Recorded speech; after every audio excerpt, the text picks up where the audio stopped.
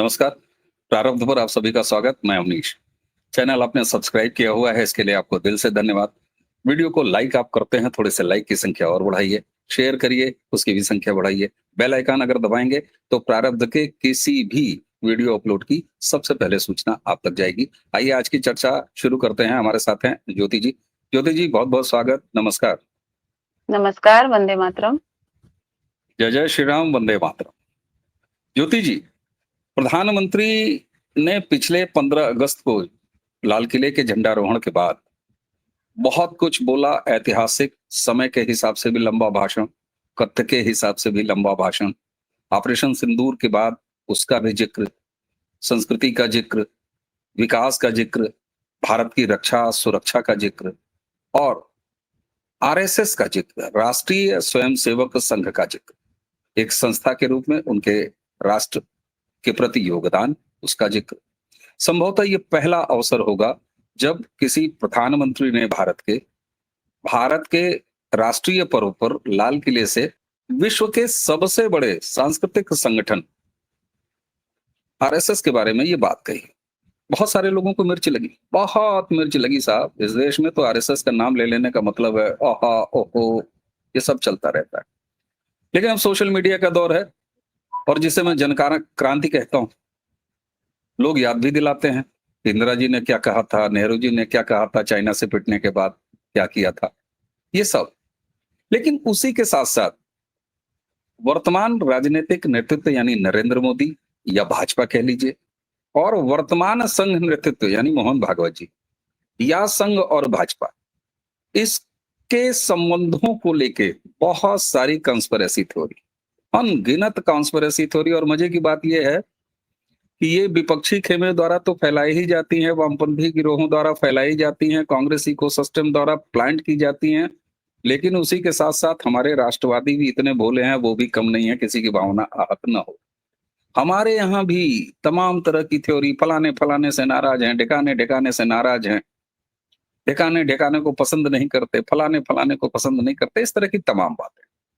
लेकिन वो प्रधानमंत्री अभी 15 अगस्त ज्यादा दिन नहीं हुए, और आज प्रधानमंत्री के मेरे एक रूटीन है कि मैं सुबह सुबह प्रधानमंत्री जी के एक्स हैंडल, उनके सोशल मीडिया के जितने भी हैंडल हो, वहां एक बार चक्कर लगा के आता हूं कि देखें प्रधानमंत्री जी ने आज क्या परोसा है। और प्रधानमंत्री जी के यहाँ जब मैं गया तो जरा सबसे पहले ये देखिए उनका एक्स पोस्ट में आज चूंकि संघ प्रमुख मोहन भागवत जी का जन्मदिन है। मोहन भागवत जी ने वसुधैव कुटुंबकम के मंत्र से प्रेरित होकर समता, समरसता और बंधुत्व की भावना को सशक्त करने में अपना पूरा जीवन समर्पित किया है।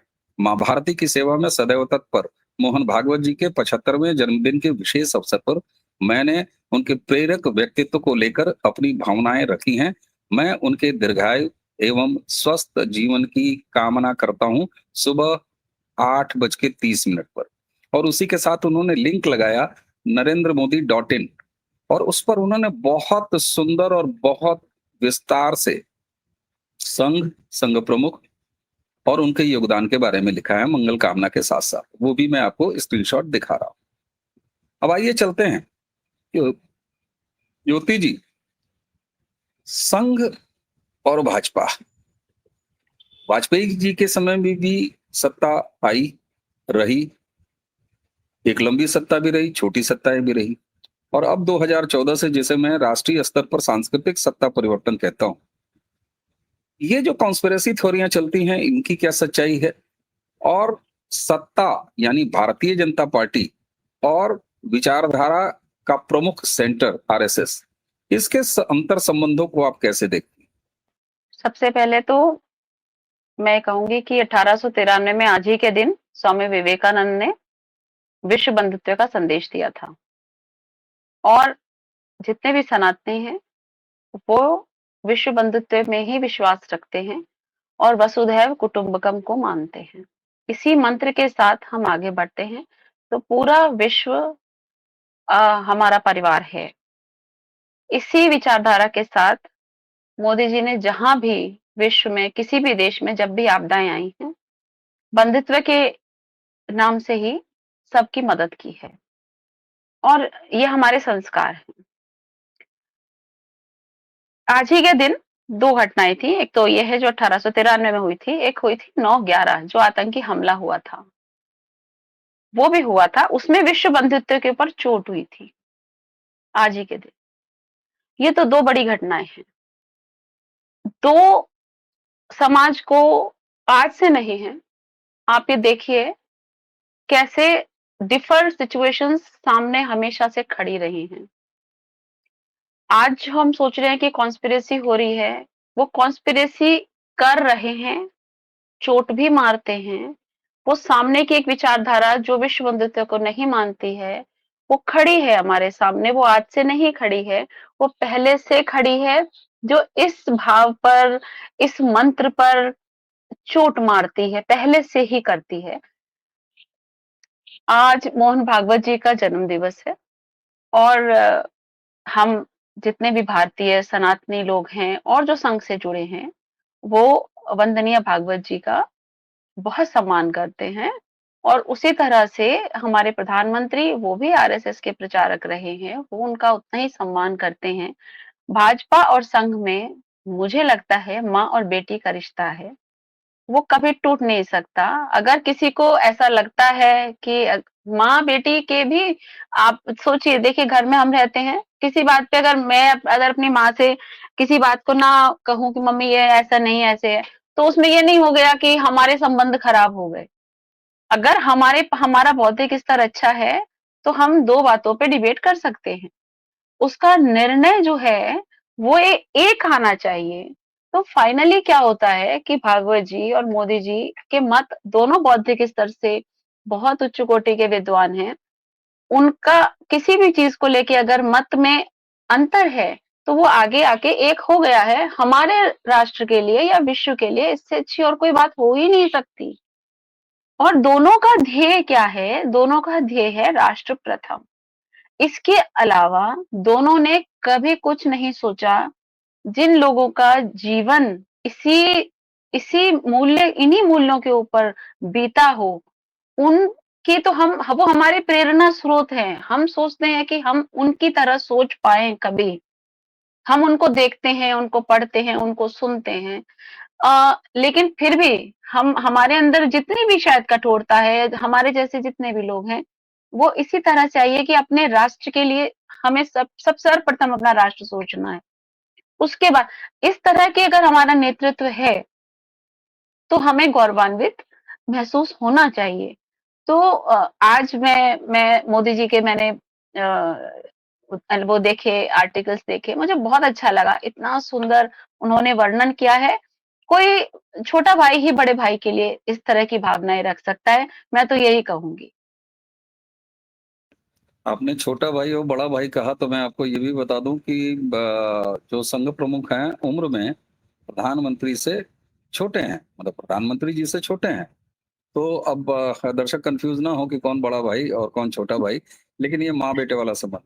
ज्योति जी, इससे पहले कि मैं और दूसरे एंगल्स की तरफ चलूं, माना आपने भी अभी अपनी बात में कि कभी कभी डिफरेंसेस होते हैं, तो क्या ऐसे पॉइंट्स आपको लगे या कहना चाहेंगे जिसको आप अंडरलाइन करेंगी कि डिफरेंसेस रहे हैं कभी कभी, बाद में आपने कहा कि दोनों आके एक हो जाते हैं, फिर मैं जरा कुछ और नहीं, जो दूसरी साइड से आता है उस पर चलूंगा। जी। देखिए, डिफरेंस नहीं है, डिफरेंस नहीं है, उसको डिफरेंस नहीं कहेंगे। हम माना कि हमारे हाथ में एक गुलाब का फूल है या कमल का फूल है, तो हम उसके रंग में ये कह सकते हैं कि ये यहाँ से डार्क डार्क पिंक है या लाइट पिंक है। उस तरह की चीजें हो सकती हैं, लेकिन हम ये नहीं कहेंगे कि कमल का फूल काला है। हम ये नहीं कह सकते। वो है बिल्कुल ही अलग विचारधारा। एक ही विचार को आप अगर उसमें क्या कहते हैं, बहुत डीपली अगर उस पर एनालाइज कर रहे हैं, तो किसी को वो लाइट एंड डार्क में हल्का सा कुछ हो सकता है, पर ये नहीं कह सकते कि पूरी विचारधारा अलग है, कुछ डिफरेंस आ गया। ऐसा नहीं है। ऐसा ऐसा सिर्फ इसलिए हमें महसूस हो रहा है या हमने पिछले दिनों देखा, क्योंकि जो सामने वाली फ्रंट फोर्स है जिसकी मैं पहले बात कर रही थी, वो इसी तरह के मुद्दे, छोटा सा कहीं सुराख मिलता है उसको वो पूरा बड़ा करने की कोशिश करते हैं। तो इस तरह से ये जो गलत तरह के नैरेटिव चलाए गए हैं, नए नए प्रोपागेंडा डेली चलते हैं, किसी भी नेता के विषय में कुछ भी गलत बोल देना, किसी के कैसे भी संबंध रहे हों, पिछले चुनावों में आपने देखा होगा, योगी जी के लिए भी बहुत इस तरह की चीजें बोली कि उनके संबंध खराब हो गए। एक्चुअली ये होती है कि डाउन करना, सामने वाले को असहज करने की स्थिति होती है। इस तरह के संबंध कभी खराब नहीं होते हैं। और राजनीति है या ये जो हमारा राष्ट्र प्रेम और राष्ट्र प्रथम की जो भावना लेके जो लोग अपना एक मतलब कहना चाहिए कि यही हमारा जीवन है, इस तरह से जो लोग आगे बढ़ रहे हैं, उनको इन चीज़ों से फ़र्क नहीं पड़ता है कि आप तारीफ़ करें या उनकी बुराई करें, फ़र्क नहीं पड़ता है। उनका एकमात्र ध्येय होता है कि उन्होंने विश्व बंधुत्व बना के रखना है, राष्ट्र हमारा सुरक्षित हो, सुव्यवस्थित हो, संपन्न हो, समृद्ध हो और यहाँ इस तरह की बातें ना हो। हमारे इस भूभाग में जिसको हम भारतवर्ष कहते हैं, आज ये बँट चुका है, टुकड़ों में बँट चुका है, लेकिन जितना है, पहले कितना विराट था। आप मौर्य काल में देखिए या आप और पहले देखेंगे, तो ये कहाँ से कहाँ तक इसका था, जिसको भारतवर्ष आर्यव्रत की भूमि ये थी। अगर आप उसको देखेंगे कि सब जगह कुछ ना कुछ जहाँ-जहाँ वामपंथियों का परचम रहा है, वहाँ पे गरीबी, भुखमरी, भ्रष्टाचार, घूसखोरी और अंत में आते-आते अस्थिरता हुई है। सिर्फ जहाँ राष्ट्रवादी सरकार होगी, राष्ट्रवादी नेतृत्व होगा, वहाँ पे खुशहाली, संपन्नता, समृद्धि आपको दिखेगी, लोगों के चेहरे पे मुस्कुराहट होगी और राष्ट्र प्रेम ही एक अपने आप में ऐसा नशा है, जिसके बाद किसी नशे की आवश्यकता नहीं पड़ती है। जहाँ राष्ट्र प्रेम नहीं होता है, वहाँ के युवा को नशे में धकेला जाता है। तो मैं ये मानती जी, हूँ, वो चीज़ें राष्ट्र में स्थिरता लाती हैं। हमें सौभाग्य से बहुत अच्छे नेतृत्व मिले हुए हैं, वंदनीय भागवत जी हैं, आदरणीय मोदी जी हैं और मैं चाहती हूँ कि इनको ईश्वर शतायु करे और ये हमारे राष्ट्र का अधिक से अधिक समय तक नेतृत्व करते रहें। बिल्कुल ठीक बात है। राहुल गांधी नरेंद्र मोदी जी में जितना इंटरेस्ट और रुचि रखते हैं, ज़हर क्या, उससे ज़्यादा कहीं वो आरएसएस पे रखते हैं। मुकदमेबाजी भी हो चुकी है, थूक के चाटते भी रहते हैं, माफ़ी भी माँगते हैं। दरअसल जब मैं राहुल गांधी का नाम ले रहा हूँ, तो कांग्रेस या कांग्रेसी इकोसिस्टम और खास तौर से उनके सत्ताई छायावाद में पले हुए ये वामपंथी, जिनका कि अब तो वैचारिक रूप से पूरा कब्जा हो गया है कांग्रेस के ऊपर। आरएसएस से इतनी चिढ़ क्यों? सर, आरएसएस से चिढ़ इसलिए है कि आरएसएस इनकी नसें जानती है और इनकी जड़ें खोद देती है और इतना बड़ा संगठन है विश्व का, विश्व में सबसे सबसे बड़े संगठनों में है और इसके जो लोग हैं आरएसएस के जो मैं कहती हूँ जो स्वयं सेवक हैं या महिलाएं भी हैं, स्वयं सेविकाएं भी हैं, वो इनकी विचारधारा से प्रभावित नहीं होते। तो आप जो बड़े दायित्व में जो कार्यकर्ता मतलब स्वयंसेवक हैं, उनसे आप उम्मीद नहीं कर सकते कि उनको आप तोड़ के अपनी विचारधारा में शामिल करें। ये उन चीज़ों में फ़ेल हो जाते हैं। जब ये फ़ेल होते हैं, इनकी चलने नहीं दी जाती है। इनका कार्य सिर्फ़ सत्ता पाना है और सत्ता में बैठकर कुछ नहीं करना है, सिर्फ़ पैसा घुमाओ और कैसे हुँ, करके उसको अपनी साइड ले आओ। ब्लैक हुँ, मनी का हमेशा बढ़ जाता है। आप देखिए जब से ये सरकार आई है, कहाँ पे कहाँ आपने कोई ऐसा बड़ा नाम, कोई ऐसा बड़ा घोटाला कभी सुना? हम डेली सुनते थे, डेली अखबारों में आते थे। मनमोहन सिंह के समय पूरा अखबार घोटालों से ही भरा रहता था और वो अब तक मतलब मुझे लगता है सबसे बड़े-बड़े घोटालों का समय वो रहा है। आप यही चिड़न का कारण है जब आप किसी के हाथ से सत्ता छिन गई। सत्ता का मतलब ये नहीं कि वो सिर्फ सत्ता में बैठ के कुछ देश के लिए बहुत अच्छा करना चाहते हैं, ऐसा कुछ नहीं करना चाहते हैं। आज की तारीख में अगर राहुल गांधी जैसे नेतृत्व के हाथ में हमारा देश होता, तो आपको क्या लगता है कि यहाँ बांग्लादेश ना होता या यहाँ पे इस तरह की घटनाएं ना होती? यहाँ उससे पहले हो अरे! जाती, यहाँ मैं अफगानिस्तान हुआ था, मैं आपको यहाँ रोकूँगा। अफगानिस्तान हो जाता। हाँ जी। ज्योति जी, मैं यहाँ आपको रोकूँगा। आपने जो ये कहा कि आज अगर राहुल गांधी की सत्ता होती यानी कांग्रेस की सत्ता होती तो क्या हमारे यहाँ श्रीलंका, बांग्लादेश या नेपाल नहीं होता? हम तो कर चुके हैं ये काम। हम तो 2014 में ये काम कर चुके हैं। हमने वंशवादी सत्ताओं को उखाड़ के फेंक दिया है। भ्रष्ट यूपीए 1, यूपीए 2 उस सत्ता को उठा के फेंक दिया है। यही तो ये कांग्रेसी समझ नहीं पा रहे हैं। और कहते हैं कि आज हमें यहाँ पर सत्ता परिवर्तन करना है। अरे भाई साहब, ये 11 साल पहले 2014 में हम ये कर चुके हैं। तो भारत तो मीलों आगे है। अभी मैंने आज एक वीडियो भी किया है, इसके बाद वो वीडियो जाएगा जिसमें विस्तार से हमने ये बात किया है। मैं अब दूसरी चीज़ पर आता हूँ। क्या आरएसएस एक सांस्कृतिक संगठन है, विश्व का सबसे बड़ा सांस्कृतिक संगठन है, वो खुद अपने आप को कहता है। भाजपा एक राजनैतिक पार्टी है। आरएसएस भारतीय जनता पार्टी पर राजनैतिक प्रभाव नहीं रखती या रखती है? अगर नहीं रखती तो ये संभव है क्या? और अगर रखती है तो ये गलत है क्या? मैं उस कल्ट को मिटाना चाहता हूं जो लोगों में रहता है। क्यों भाई? मातृ संगठन है, तो अगर नहीं है तो ये गलत हुआ, और अगर है तो इसमें बुरा क्या है? कई बार भाजपा वाले या राजनीतिक कार्यकर्ता ही बैकफुट पे आ जाते हैं, और यहाँ ये वामपंथी को सिस्टम कहता है रिमोट की चाबी नागपुर में है। अरे तुम्हारी चाबी तो 10 जनपद में रखी होती थी। तो वैचारिक चाबी अगर है, खानदानी चाबी से बढ़िया तो वैचारिक चाबी होती है। क्यों? नहीं, बिल्कुल सही, आप बिल्कुल सही बात कह रहे हैं। और मुझे लगता है कि हम जिस चीज पे गौरव करते हैं, अपने राष्ट्र पे गौरव करते हैं और राष्ट्र प्रथम की भावना पे हमें बहुत फक्र है, बहुत ज्यादा हम लोग उसका सम्मान करते हैं। तो हमें उसमें मुंह नहीं छुपाना चाहिए, हमें किसी तरह की कोई शर्म नहीं है। हम खुल के कहेंगे कि हाँ, हम इस विचारधारा का समर्थन करते हैं और हमें विचारधारा पसंद है। आप देखिए, मैं कभी तो एक बालिका थी छोटी, कभी एक छोटी बालिका थी। मेरे परिवार ने मुझे जो संस्कार दिए, अगर मैं आगे अब इस उम्र तक आते-आते अगर मैं एक सही लड़की बनी हूँ या मेरे अंदर कुछ भी संस्कार हैं हिंदुत्व से संबंधित, अपने राष्ट्र से संबंधित, तो वो मेरा जो बीजारोपण हुआ वो तो परिवार ने शुरू में ही कर दिया ना, बचपन में। तो मैं आज उस चीज़ को लेके अगर कहूँ कि ये बहुत गलत हुआ, बहुत मैं ये या मैं उससे मुँह छुपाऊँ कि मेरे दादा ने मुझे जो सिखाया वो गलत सिखाया था। ये ये ये मेरे संस्कार हैं कि मैं आज भी हो सकता है कि मैं बड़ी उस तरह से हो जाऊँ कि मैं सब कुछ किया कराया मिटाऊँ, ये गलत बात है। बिल्कुल। हम जिस विचारधारा से चले हैं, हमें उसमें कोई शर्मिंदगी नहीं है। हमें अपने बाप-दादाओं से, हमें अपने पूर्वजों के संस्कारों से किसी प्रकार की कोई शर्म नहीं होनी चाहिए और खुल के बोलिए कि हम हिंदू हैं, हम हिंदू राष्ट्र में जीते हैं और हिंदू राष्ट्र ही हमारी परिकल्पना है। और हिंदू होने का अर्थ क्या है? हिंदू होने का अर्थ क्या है? हिंदू कोई धर्म नहीं है। हिंदू हुँ, एक हुँ। हमारी संस्कृति है, हमारा संस्कार है, हमारी विचारधारा है। हम उसमें जीते हैं। हम किसी को ज़बरदस्ती एक किताब पढ़ाकर ये नहीं कहते कि इसको मानो। हम ये नहीं कहते, हर कोई स्वतंत्र है यहाँ, हर कोई खुश है। आप देखिए, मैंने मलिनता देखी है लोगों के चेहरों पे। हिंदुत्व को मानने वाले का चेहरा उजला रहता है, उन्नत रहता है। मैंने देखा है मुस्कुराते हुए लोग। लेकिन चाहे वो कितना भी परेशान होगा, वो इस विचारधारा से जुड़ा है, उसके अंदर एक अलग खुशी दिखती है।